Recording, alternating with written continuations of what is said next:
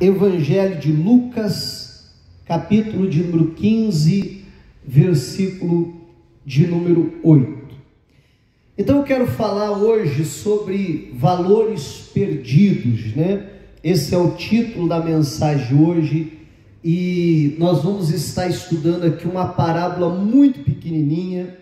Eu acredito ser, não tenho certeza, mas acredito ser a menor parábola que Jesus contou. Só tem 2 versículos aqui, mas, poxa vida, pensa nesses 2 versículos recheados aqui, né, de entendimento, de informação, de um simbolismo muito grande, que a gente pode extrair aqui grandes lições, então, desse texto. Mas antes de falar do versículo 8 e 9, que a gente vai tratar hoje, eu gostaria de trazer uma ideia geral primeiro do capítulo. O capítulo 15 de Lucas é o capítulo que fala dos perdidos, né? Jesus conta aqui 3 parábolas: da ovelha perdida, da dracma perdida e do filho perdido, né? Ou do filho pródigo, como ficou mais conhecido. E o interessante é que Jesus conta essas 3 parábolas para falar daquele que se perdeu, né? Que retorna então à comunhão com o Pai. A Bíblia chega a dizer no final aqui dessa parábola que haverá alegria no céu por um pecador que se arrepende. Então a figura é muito clara do que Jesus está tratando.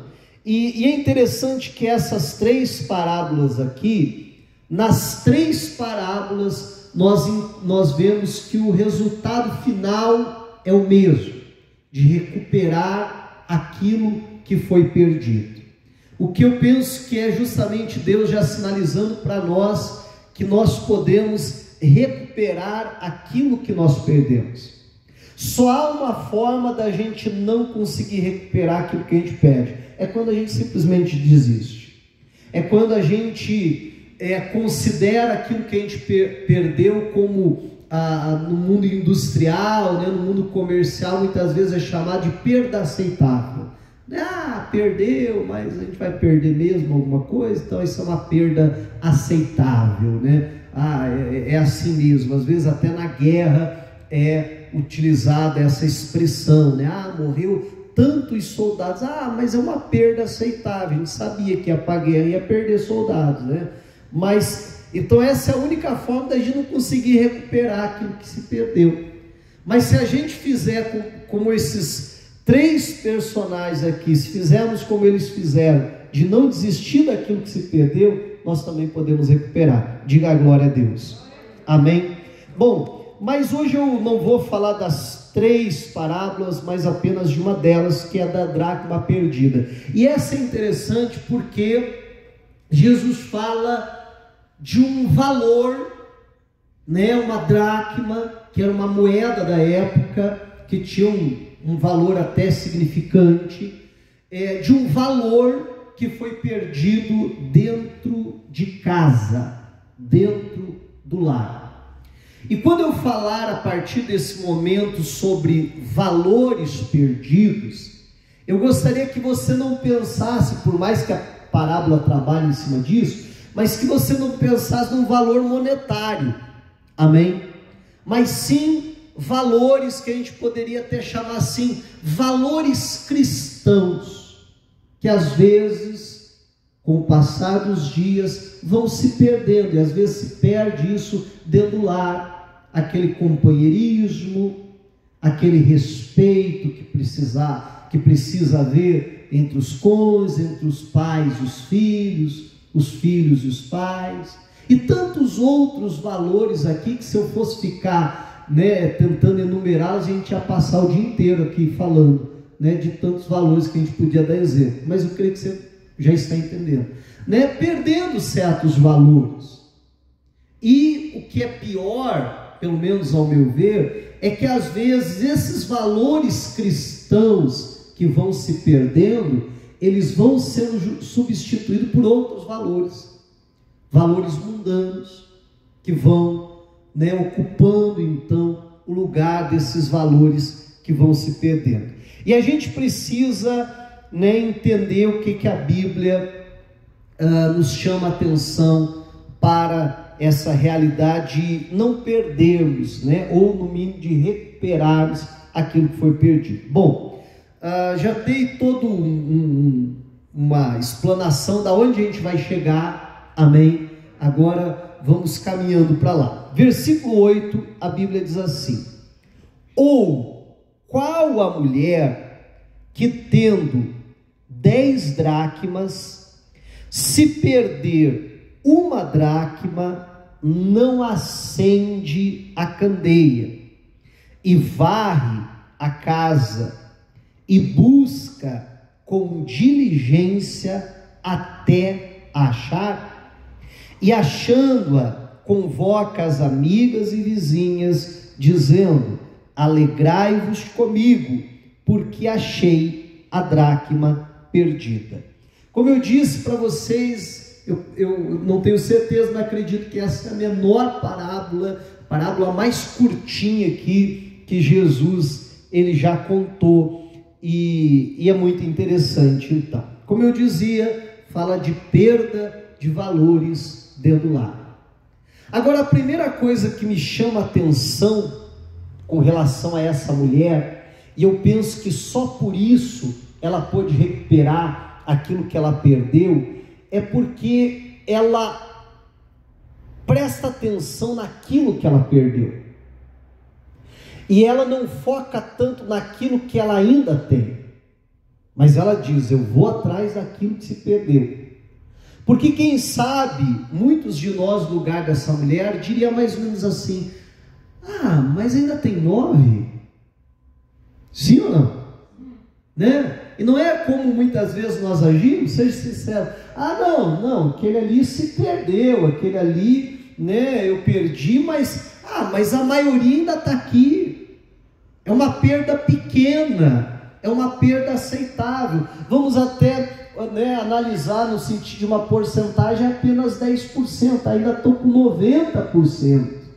E se a gente olhar a parábola que Jesus conta, a parábola anterior, que é das ovelhas, a porcentagem ainda é menor, porque a Bíblia diz que o pastor tinha 100 e uma se perdeu, quer dizer, é 1% só.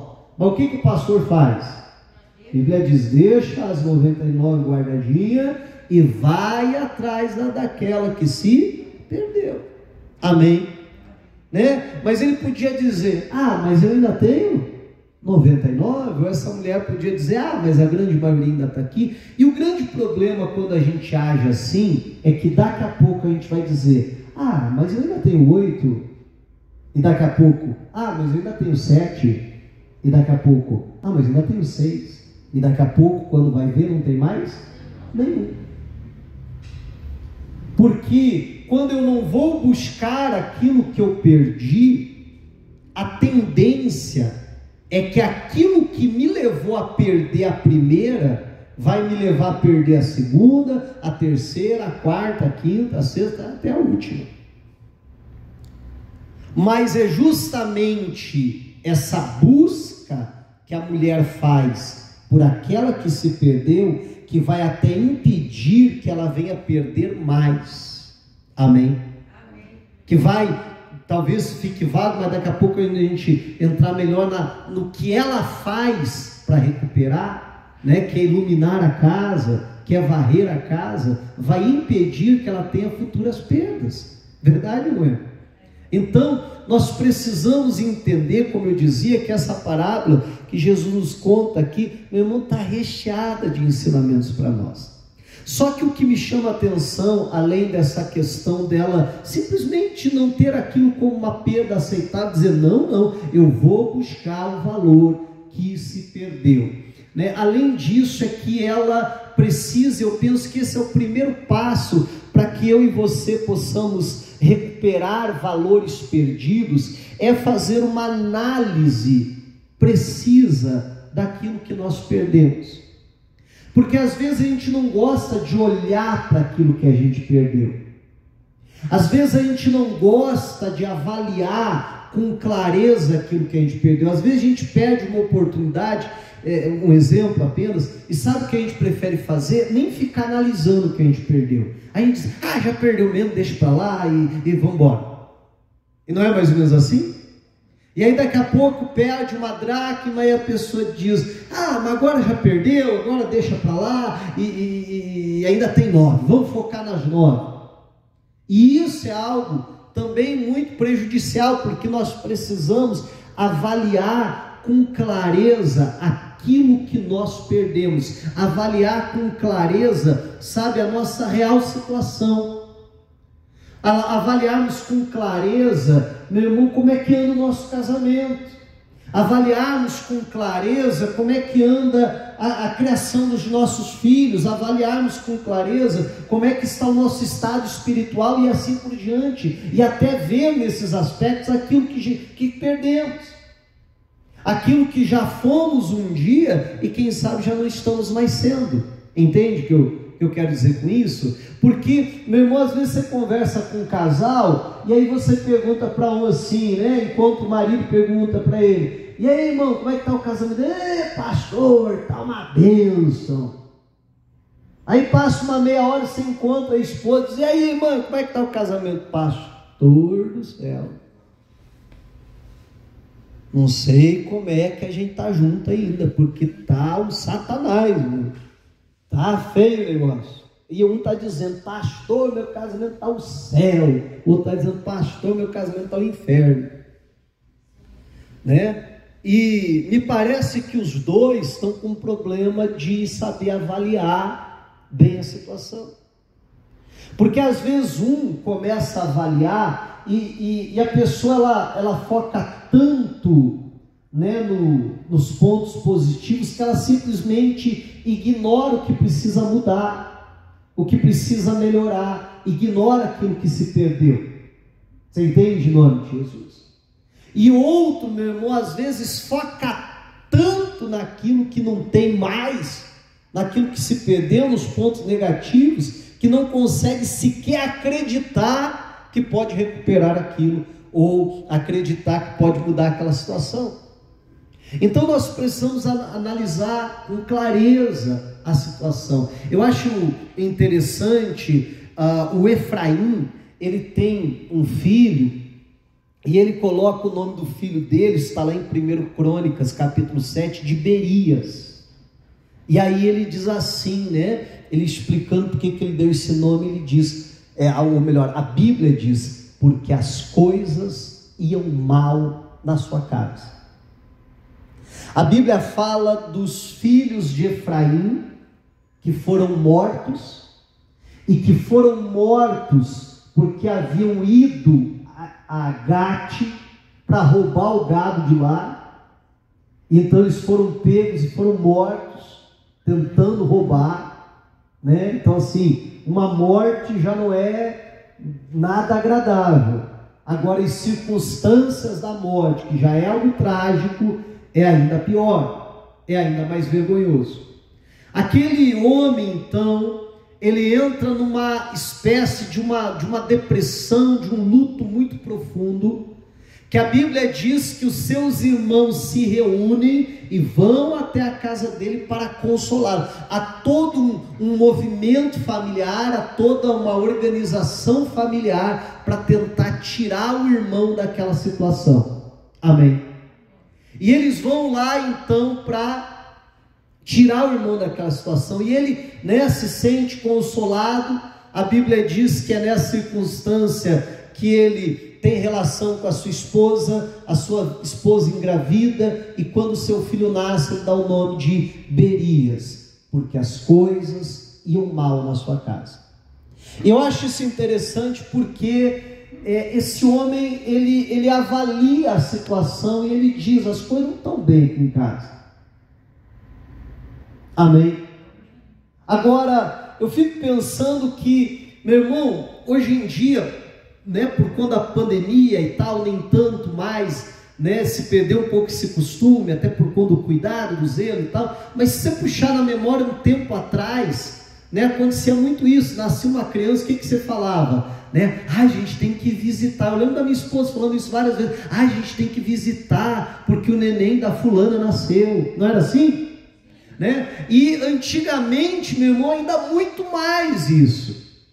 Imagine você nesse tempo, quando nascia uma criança, e vamos lembrar que as famílias viviam todas juntas ali, eles viviam, né, naqueles clãs ali. Então nascia, o neném da fulano de tal nasceu, vamos lá visitar. Aí iam lá, levavam um presentinho, levavam alguma coisa. Hoje em dia a gente leva fralda descartável, né?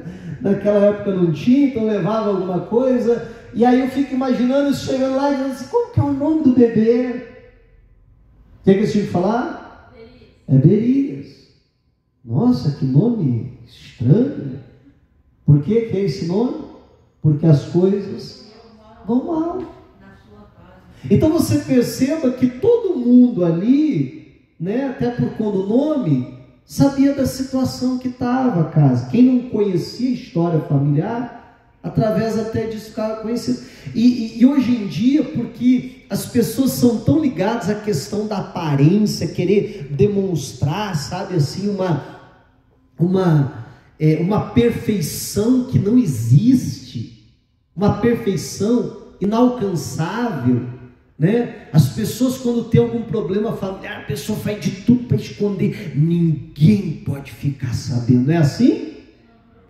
Ninguém pode ficar sabendo o que está acontecendo aqui em casa. Ninguém pode ficar sabendo que as coisas vão mal aqui, né? E a pessoa, como eu pregava esses tempos atrás, às vezes a pessoa faz mais força para esconder do que para tratar o problema.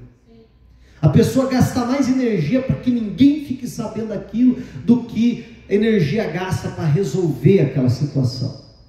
Agora ele não tem problema nenhum, ele avalia a situação, as coisas não estão bem aqui.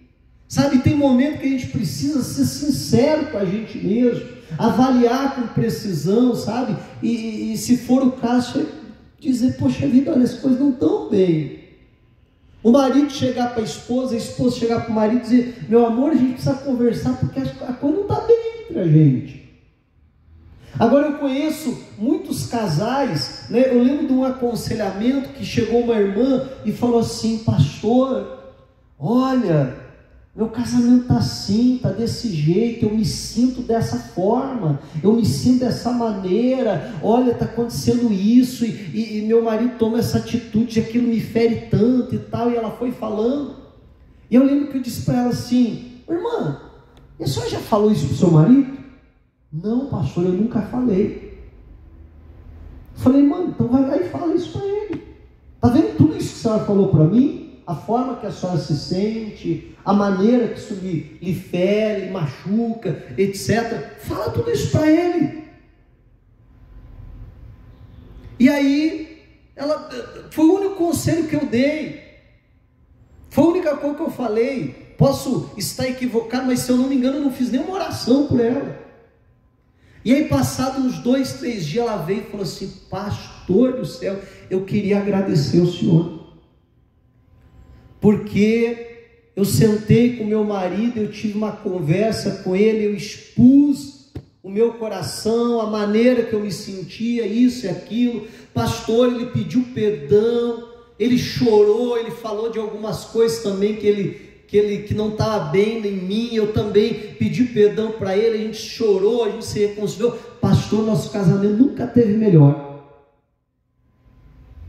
Meu irmão, sabe por falta do quê?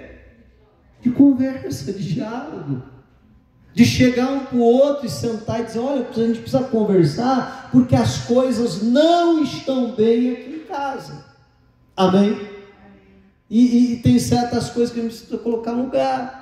Pai e a mãe, às vezes, sentar, conversar e dizer: olha, nossos filhos não estão bem, a gente precisa tomar uma posição, a gente precisa fazer alguma coisa com relação a isso. Amém?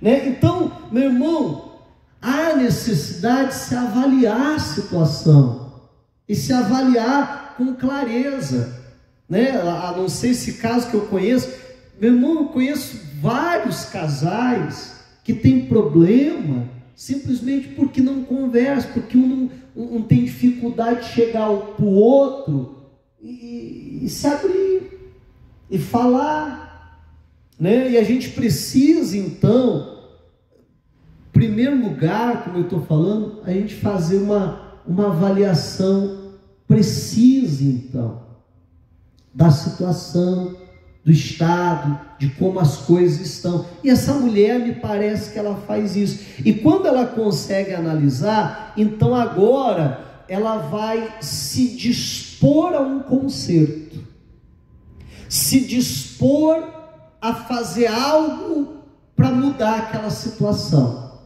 E aí eu penso que esse é o segundo grande segredo para nós recuperarmos aquilo que nós perdemos. Porque tem pessoas que tropeçam no primeiro estágio, essa dificuldade de avaliar, né? De avaliar com clareza a situação. Amém? Agora outros conseguem avaliar com clareza, outros conseguem perceber, olha, foi isso que se perdeu.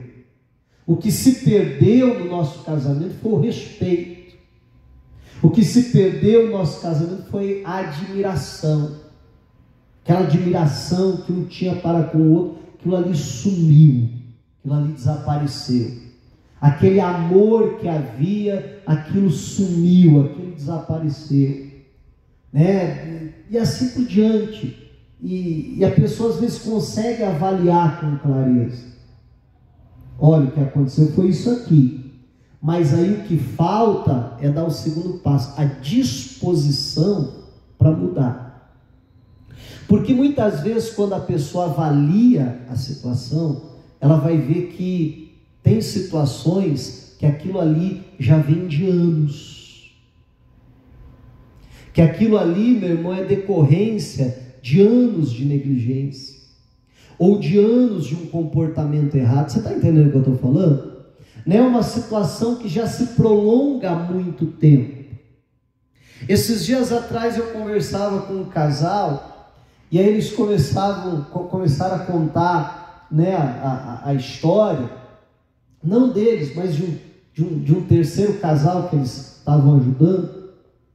E eles foram contando a história e tal, e esse casal está numa situação assim, bem complicada para restaurar o casamento, mas eu lembro de dizer assim, poxa vida, é interessante como eles tiveram todos os sinais que a coisa não estava boa, desde o começo.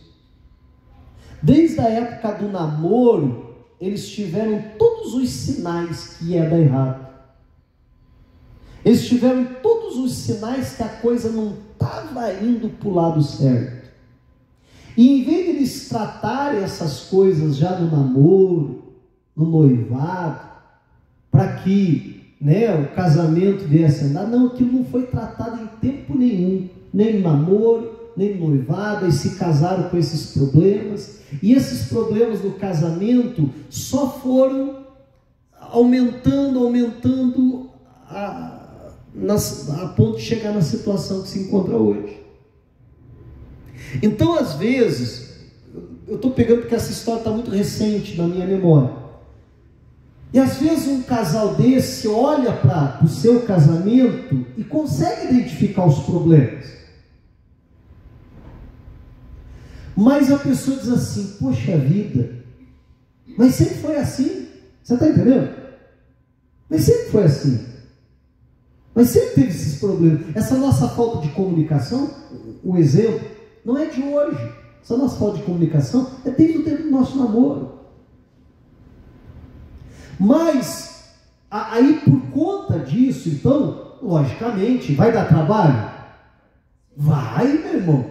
Imagine só, nós vamos ter que trabalhar todo o relacionamento que a gente teve até hoje. Isso vai dar trabalho. Aí, às vezes, o que a pessoa não tem é disposição para consertar. Disposição para recuperar. Aí às vezes é mais fácil dizer assim, mas sempre foi assim, mas ele sempre foi assim, mas ela sempre foi assim. Você está entendendo, em nome de Jesus? E às vezes é mais fácil tratar a situação então dessa forma, né? E falta aquela disposição. Mas o segundo, como eu dizia, grande segredo para a gente restaurar é isso, essa disposição que nós precisamos ter para que haja restauração. E só assim, e só no terceiro momento, é que a restauração, ela então será possível de acontecer na nossa vida. Mas primeiro precisa haver uma avaliação correta, segundo precisa haver uma disposição para mudar, e terceiro, e só então é que vai poder recuperar. Eu gostaria que você marcasse o texto, a gente já volta para cá, mas eu gostaria de ir com vocês para um texto que vai nos ajudar a entender com mais clareza, eu acredito, esses 3 pontos aqui que eu estou destacando, que é o texto de Apocalipse, capítulo de número 2, versículo de número 4. Aqui é Jesus falando com a igreja de Éfeso, e ele diz assim: tenho, porém, contra ti que deixaste o teu primeiro amor. Olha só, é Jesus, o noivo, falando com a igreja, a noiva. E esse aspecto do relacionamento de Jesus com a sua igreja, na maioria das vezes na Bíblia é tratado como relacionamento entre o noivo e a noiva. E é o noivo dizendo para a noiva: você deixou o primeiro amor, você já não me ama mais como você amava antes. Aí eu te pergunto, diante disso, é possível então isso também acontecer no relacionamento marido e mulher? Sim, se até no relacionamento entre a igreja e Cristo, a igreja deixou o primeiro amor, já não amava Jesus mais, não é que deixou de amar, mas já não amava Jesus mais como amava antes. E às vezes também acontece, daqui a pouco a gente vai falar até um pouquinho do porquê que às vezes isso acontece. Mas olha só, aí Jesus ele diz uma coisa, ele dá a receita para mudar essa situação. Ele dá a receita para recuperar esse valor que foi perdido, que era o amor. Qual que é a receita? Ele diz: lembra-te, pois, de onde caíste. A gente pode chamar isso aqui então da avaliação que eu falava há pouco. Jesus diz: para lembrar. Aonde foi que você deixou de me amar? Onde foi que esse amor foi se perdendo? Como é que esse amor começou a se esfriar? Você está entendendo em nome de Jesus? Olha o que Jesus está dizendo: avalie a situação. Para lembrar. Para lembrar de como a gente era feliz quando você me amava. Para lembrar os bons momentos que a gente já passou junto. Pois isso vai te ajudar a avaliar aquilo que se perdeu. Amém? A situação. Aí ele diz outra coisa, ele diz assim: e arrepende-te. O que é isso? É a disposição para a restauração, é a disposição para ir atrás daquilo que se perdeu, é a disposição de se recuperar o perdido. Arrepende-se e faz o quê? E pratica as primeiras obras. Aí você vai recuperar o que você perdeu. Aí você vai voltar a ser o que você era antes. Aí o teu amor por mim vai voltar a ser aquilo que já foi um dia. Você vai voltar às primeiras obras. Então você veja que não apenas pelo texto, e a gente já pode voltar para lá, de Lucas, mas até por esse texto de Apocalipse, Jesus claramente sinaliza para nós e nos ensina quais são os passos, para restaurarmos. E aí, essa mulher, então, ela decide, ela tem a disposição de restaurar, de achar aquilo que perdeu. E para isso, o que ela precisa fazer? Ela precisa fazer algumas coisas. Aí a Bíblia diz, primeira coisa: não se acende a candeia. Meu irmão, provavelmente que não fosse de noite. Provavelmente que essa mulher não está fazendo uma faxina em casa à noite. Provavelmente que fosse até de dia. Mas vamos parar para pensar que as casas daquela época não são como as casas de hoje. Não tem janelas tão grandes como as de hoje, ou a utilização de vidros para que a iluminação entre, alguma coisa nesse aspecto, ou até no sentido de portas e tal. Então, provavelmente fosse de dia, mas a luz que entrava ali não era suficiente. Assim como a gente aqui está de dia, mas a luz está acesa, porque só a luz de fora não seria suficiente para iluminar o ambiente. Então, essa mulher, ela vai acender, ela diz: eu preciso de mais luz. A luz que eu tenho ainda é pouca. A luz que eu tenho não é suficiente para que eu venha encontrar aquilo que se perdeu. Meu irmão, e essa é uma atitude sábia da nossa parte, dentro dessa disposição de consertar, a gente precisa reconhecer: eu preciso de mais luz. Quem que não anda bem? O meu casamento, eu preciso aprender mais a respeito de casamento. Quem que não anda bem? Eu estou tendo dificuldade para educar meus filhos, eles estão tão rebeldes, estão tão indisciplinados, estão tão isso, aquilo. Então eu preciso buscar mais luz nessa área. E é interessante que quando a Bíblia fala de luz, geralmente ela traz em dois aspectos: ou num agir do Espírito Santo, ou num conhecimento da palavra de Deus. O livro de Salmo diz: luz para o meu caminho é a tua palavra e lâmpada para os meus pés. Salmo 119 fala disso. Então, não é só um aspecto natural de uma avaliação natural, mas é algo que a própria palavra de Deus e que essa ação do Espírito Santo possa fazer por nós. Amém. Mas que cabe a nós uma atitude de: eu quero mais luz, eu quero aprender mais. Deixa eu me aconselhar com pessoas, obviamente, de Deus, e que têm experiência nessa área, que podem me ajudar, que podem me aconselhar. Deixa eu estudar textos bíblicos que falam sobre isso. Por que não? Deixa eu procurar uma literatura cristã que trata a respeito desse assunto, para eu crescer, para eu aprender, para eu ter mais luz. Amém? Porque às vezes a luz que a gente tem é muito pouca para a gente conseguir restaurar aquele filho, restaurar o casamento, restaurar alguma área da nossa vida que precisa. E a gente precisa de mais luz. Aí a outra coisa que ela faz a Bíblia diz: e varre a casa. Meu irmão, nós precisamos dessa atitude. Eu penso que essa atitude, ela até é uma consequência da primeira. Porque eu penso que quando essa mulher acende, então ela consegue enxergar melhor. Diz: rapaz, essa casa está precisando varrer. Mas quem sabe sem luz, ela nem percebia que estava precisando varrer a casa. Porque quanto mais luz há, mais nós conseguimos enxergar os problemas, sim ou não? Quanto mais luz há, mais nós conseguimos enxergar aquilo que está sujo, ou aquilo que precisa ser consertado. Então essa mulher decide varrer a casa, porque a lógica remete que essa moeda provavelmente esteja no chão, se ela se perdeu. E ela então começa a varrer a casa. E aí vamos pensar, novamente, não no contexto de hoje ou das nossas casas da modernidade, mas na casa da época, que era ali de chão batido.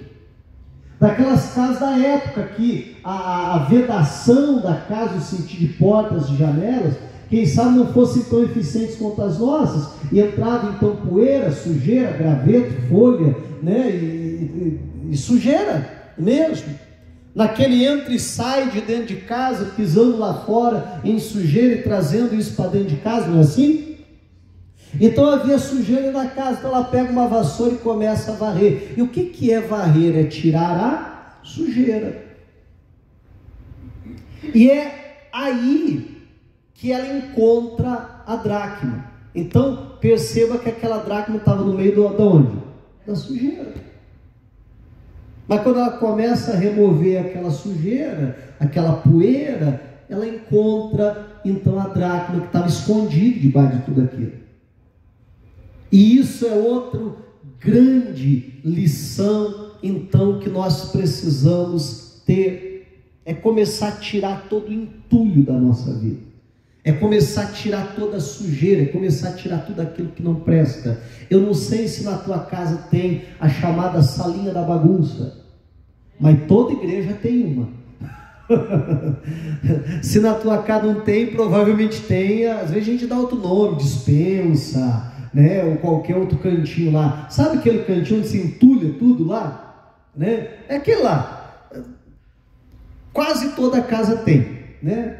Quase toda casa tem. Eu sei que toda igreja tem um desse, né? Pelo menos toda igreja que eu pastoreei até hoje tinha. A gente aqui também tem a nossa. Aonde você vai enfiando tudo, vai guardando lá. E aí o grande problema é que muitas vezes vem alguém e diz assim: olha, tem tal coisa. Você diz: tem, só não sei onde está. Não é verdade? Que tem, só não faço a mínima ideia aonde que isso foi parar. Eu sei que está aqui nessa salinha aqui, ó. Agora para achar aqui dentro é que vai dar trabalho. Você já fez mudança de casa, uma casa para outra? Meu irmão, você acha coisa que você nem lembrava que tinha. Não é assim? Aí você encontra coisa e diz: rapaz, eu nem lembrava que eu tinha isso aqui. Meu irmão, e às vezes no nosso coração e na nossa vida acontecem coisas parecidas com isso. Eu lembro de algumas situações aconselhando casais com problema, e às vezes chegar ali no gabinete pastoral ali, e aquele casal sentar porque está tendo problema, porque está pensando até em se separar. É triste que tem alguns assim, que quando se fica sabendo já até separou, né? Outros que são um pouquinho mais sábios procuram ajuda, né, antes da coisa se agravar ainda mais. E aí, meu irmão, volta a bater naquela tecla da pessoa, em vez de procurar ajuda, ficar tentando esconder que as coisas vão mal na sua casa. Se as coisas não estão bem, meu irmão, não estão bem. Nenhuma família é perfeita, nenhum ser humano é perfeito. Todos nós temos problemas. Toda família tem problema. Amém? Mas voltando à história que eu estava contando, né, eu lembro de fazer isso várias vezes já, e às vezes ouvir de um do outro: pastor, acho que é melhor cada um ir para o seu lado e viver a sua vida, porque assim, o amor acabou, pastor. E aí muitas vezes eu preciso abrir a Bíblia e dizer: olha, mas a Bíblia diz aqui em 1 Coríntios que o amor não acaba. Amém? Amém?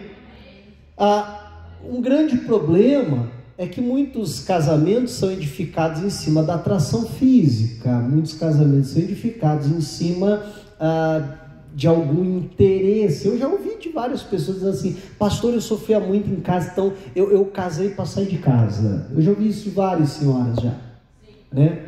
E aí a situação fica um pouquinho mais complicada, né? Mas voltando à normalidade da coisa, né, que é se casar por amor, aí às vezes a gente ouve: mas o amor acabou. Isso aqui na Bíblia diz que o amor não acaba. Pastor, mas o meu acabou. E como eu disse, eu lembro de falar para vários assim, falar assim: não, o amor que você sentia por essa mulher aí, que essa mulher sentia por você, está aí dentro. Só quando você olha para dentro de si, você não encontra, sabe por quê? Porque ele está cheio, ou melhor, coberto, né, de sujeira, de entulho, do que não presta. Ele está aí coberto por uma decepção que você esperava que ela fizesse algo e ela não fez, que você esperava que algo acontecesse e não aconteceu. Está aí coberto por uma ofensa que você se chateou, se magoou. Está aí coberta por você está entendendo? Por diversos tipos de lixo que nem era para estar dentro de você, que nem era para estar no teu coração, mas que você foi guardando essas coisas ao longo do tempo e encobriu esse amor. Mas a partir do momento que vocês começarem a se perdoar mutuamente, a partir do momento que vocês começarem, aí eu vou usar a expressão aqui, a varrer essa sujeira, aí daqui a pouco você vai olhar e dizer: rapaz, mas não estava aqui mesmo? Achei que tinha perdido a dracma, estava aqui. tempo todo. E alguns vão olhar para dentro de si e chegar, rapaz, mas aquela admiração que eu tinha, aquele respeito que eu tinha, aquele amor que eu tinha, não foi embora, isso estava tudo dentro de mim, mas estava escondido por muitos outros sentimentos ruins. Amém? Então nós precisamos, sabe, fazer uma limpa, varrer, tirar essas coisas que não prestam. E essa mulher faz isso, varre a casa. Aí a Bíblia diz assim, e busca com diligência. Até quando? Até achar. Aí a Bíblia usa duas expressões aqui fantásticas. Primeiro, que é a diligência, o empenho, o zelo, a dedicação, o esforço dela. Ela está decidida a recuperar. E para isso ela vai varrer com diligência, ela vai, na verdade, buscar com diligência, ela vai procurar e procurar e procurar e procurar com aquele zelo. E a Bíblia diz, além desse zelo todo, a Bíblia nos mostra uma perseverança, até achar. Amém? Ela não para, ela não desiste, ela não diminui a intensidade da busca, até que ela encontre. Aí eu falava isso na sexta-feira passada, né? A Bíblia diz, tu porém vai até o fim. Tem muita gente que não está indo até o fim. A pessoa vai até encontrar uma dificuldade, até encontrar um obstáculo, até a coisa ficar mais difícil, até o desânimo bater, mas não vai até o fim. Mas Jesus disse lá em Mateus, aquele que perseverar até o fim será salvo. Não é aquele que perseverar até ficar difícil, aquele que perseverar até. E a gente ouve muito isso, pastor, eu tentei, não é assim? Aí a pessoa às vezes está disposto a perseverar, não até o fim, ou a ter diligência até uma parte, até o primeiro obstáculo. Aí a pessoa vai ter até aquela diligência para buscar, mas quando encontra o primeiro obstáculo, é uma recaída que o familiar tem, é uma decepção que a pessoa sofre, é uma ofensa que a pessoa sofre, a pessoa diz, não, chega, eu não aguento mais. Aí sempre quando alguém pergunta, a pessoa diz o quê? Eu tentei, mas não deu. Não é assim? Eu tentei, mas não encontrei, não achei jeito de recuperar aquilo que você perdeu. Mas essa mulher não faz isso, ela busca com diligência até achar. E aí o último aspecto, e eu preciso correr, que eu já gastei tempo demais até aqui, mas o último aspecto que está presente em todas essas parábolas que Jesus contou é a celebração daquilo que foi recuperado. Essa mulher chama as amigas, chama as vizinhas e diz, olha, vamos fazer festa, porque eu achei a dracma perdida. Às vezes nos falta isso, de celebrarmos as vitórias, de celebrarmos as conquistas, ainda que sejam pequenas conquistas, ainda que sejam coisas que quem sabe, né, os outros não vão dar tamanho valor, mas que nós vamos dar e vamos nos alegrar e celebrar e fazer festa, porque conseguimos recuperar aquilo que foi perdido. Isso precisa haver também dentro de nós, mas se nós quisermos recuperar, nós vamos precisar passar por cada um desses passos. Amém? E aí então, assim como a ovelha foi recuperada, como a dracma foi recuperada, como o filho perdido foi recuperado, nós vamos conseguir recuperar aquilo que nós perdemos.